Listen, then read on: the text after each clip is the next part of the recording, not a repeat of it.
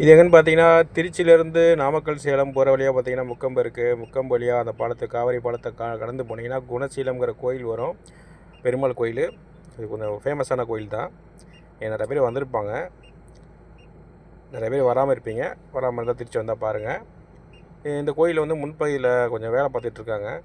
கோயில் வேலை நடந்துக்கிட்டு இருக்குது. ஈவினிங் டைம்னால கொஞ்சம் கூட்டம் இல்லாமல் இருக்குது. இந்த காலைல வந்தீங்கன்னா பயங்கர கூட்டமாக இருக்கும். இதான் முன்பகுதி. இது வேலை பார்த்துட்ருக்காங்க. எவ்வளோ நாள் ஆகுன்னு தெரியல. இதுதான் அந்த கோயிலோட முன்பகுதி.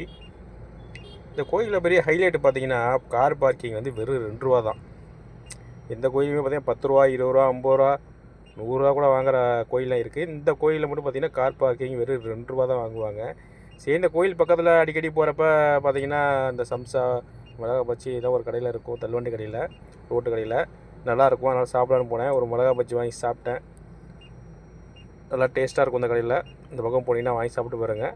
கோயிலுக்கு வெளியே மெயின் ரோட்டில் இருக்கும். அப்புறம் பார்த்தீங்கன்னா சம்சாவும் சூடாக போட்டிருந்தாங்க. சம்சாவில் ஒரு 2 சம்சா வாங்கி சாப்பிட்டுட்டு ஒரு பொடி போட்டு கொடுப்பாங்க. அந்த பொடி கட் பண்ணி போட்டு இந்த பொடியை நடுவில் தூவினாங்கன்னா சாப்பிடும்போது கொஞ்சம் டேஸ்ட்டாக இருக்கும்.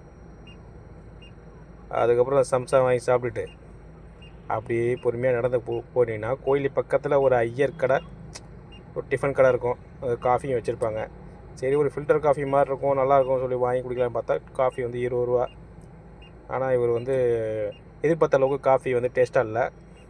காஃபி வந்து டேஸ்ட்டாக இருக்குன்னு வச்சு போனது கடைசி நேரம் போல இருக்குது. பால்லையும் தண்ணியும் நல்லா கலந்து, அந்த டிகாஷனையும் நல்லா தண்ணியை கலந்து போட்டு கொடுத்துட்டாரு போல இருக்குது. சரி, வழி இல்லாமல் அதையும் குடிச்சிட்டு அப்படியே நடந்து போயாச்சுங்க.